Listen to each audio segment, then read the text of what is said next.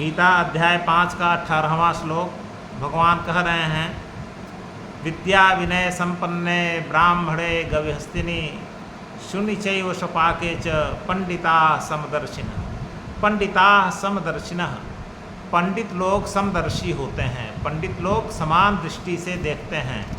किसको किसको समान दृष्टि से देखते हैं? विद्या विनय संपन्ने ब्राह्मणे, विद्या और विनय से संपन्न ब्राह्मण को, गवि माने गाय को, हस्तिनी माने हाथी को, शून्य माने कुत्ते को, स्वपाक माने चांडाल को। तो विद्या और विनय से संपन्न ब्राह्मण गाय, हाथी, कुत्ता और चांडाल सबको समान दृष्टि से देखते हैं। तो सबको समान दृष्टि से देखते हैं का मतलब क्या हुआ? कौन देखता है? पंडित लोग देखते हैं। पंडित मतलब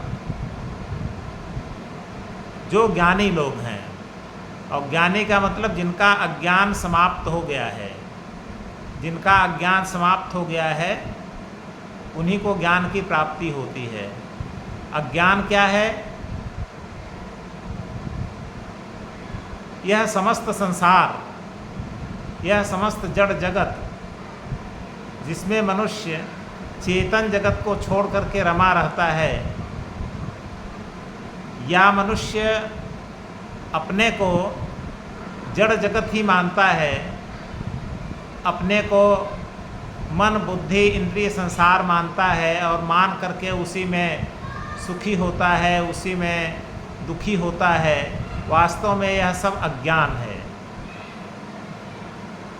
और जब मनुष्य ये मान लेता है कि हम इन सब से अलग हैं, हमारी सत्ता बिल्कुल अलग है, हम चेतन हैं और यह सब जड़ हैं, हम अविनाशी हैं, ये सब विनाशी हैं, ये सब उत्पत्ति और विनाशशील वाले हैं, उत्पन्न होते हैं, कुछ समय रहते हैं, समाप्त हो जाते हैं।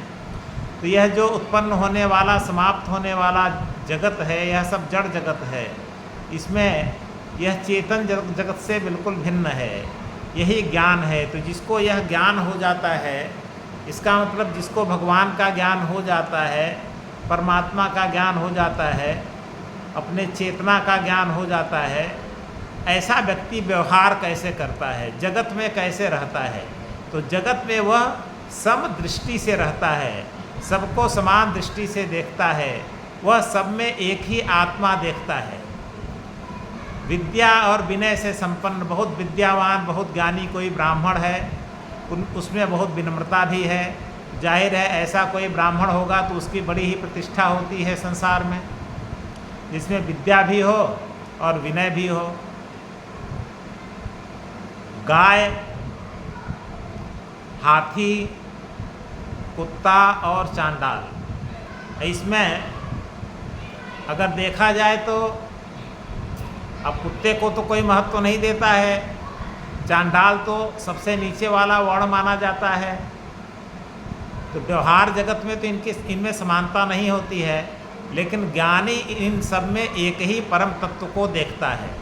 बाहर से देखने में ये अलग अलग हैं, बाहर से देखने में इनके कार्य भी अलग अलग होते हैं, इनके व्यवहार अलग अलग होते हैं, लेकिन आंतरिक दृष्टि से सब में एक ही आत्मा है, एक ही परम तत्व परमेश्वर इन पांचों में व्याप्त है। इसका मतलब संपूर्ण जगत में, संपूर्ण संसार में सब में एक ही परम तत्व परमेश्वर व्याप्त है।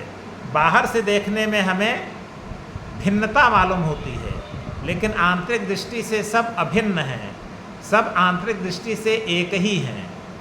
अब आंतरिक दृष्टि से एक हैं, इसका मतलब क्या बाह्य दृष्टि से भी एक होना चाहिए? ऐसा नहीं है। बाह्य दृष्टि से सबके शरीर अलग अलग होते हैं, शरीर अलग अलग होते हैं तो सबके कार्य भी अलग अलग होते हैं। अब विद्या और विनय से संपन्न ब्राह्मण का कार्य सदाचार का कार्य, पठन पाठन का कार्य होता है, तो ब्राह्मण का कार्य अलग है, गाय का अलग है, हाथी का अलग है, कुत्ते का अलग है। अब कोई गाय का दूध पिएगा लेकिन कुतिया का दूध तो नहीं पिएगा। हाथी का कार्य अलग है, तो सबके कार्य अलग अलग हैं। तो व्यवहार में कार्य अलग अलग होनी चाहिए। जिसको जैसा शरीर मिला है उसके अनुसार उसको कार्य भी मिला हुआ है। सब अपना कार्य की दृष्टि से देखें तो सबके कार्य अलग अलग होते हैं, सबके गुण अलग अलग होते हैं। लेकिन यहाँ पर जो समदर्शी की बात कही गई है, उस समदर्शी का मतलब कि बाहर से यद्यपि सब अलग अलग दिखाई देते हैं, लेकिन जो ज्ञानी हो गया तो ज्ञानी आंतरिक दृष्टि से देखता है, वो अंदर के तत्व को देखता है और अंदर का तत्व सब में समान है, सब में एक ही चेतना है, सब में एक ही अखंड अविनाशी चेतना उपस्थित है और वह है पर ब्रह्म परमेश्वर की चेतना, ईश्वर की चेतना। एक ही ईश्वर सब में व्याप्त है, बस यही ज्ञान है। तो ज्ञान के धरातल पर आंतरिक दृष्टि से सब में एकता स्थापित हो जाती है, लेकिन यह एकता यह कभी नहीं कहती है कि बाह्य दृष्टि से भी उनमें एकता होगी। बाह्य दृष्टि से तो अनेकता स्वाभाविक ही है और उचित भी है। बाह्य दृष्टि से अगर अनेकता नहीं होगी तो यह संसार भी नहीं चल पाएगा। संसार को चलाने के लिए संसार में अनेक प्रकार के कार्य होते हैं। एक ही व्यक्ति सब प्रकार का कार्य नहीं कर सकता है। अलग अलग व्यक्तियों के अलग अलग गुण होते हैं। कोई कोई कार्य करता है, कोई कोई कार्य करता है, कोई किसी में निपुण होता है, कोई किसी में निपुण होता है। तो इस प्रकार सबके अलग अलग कार्य होने यह तार्किक दृष्टि से उचित है।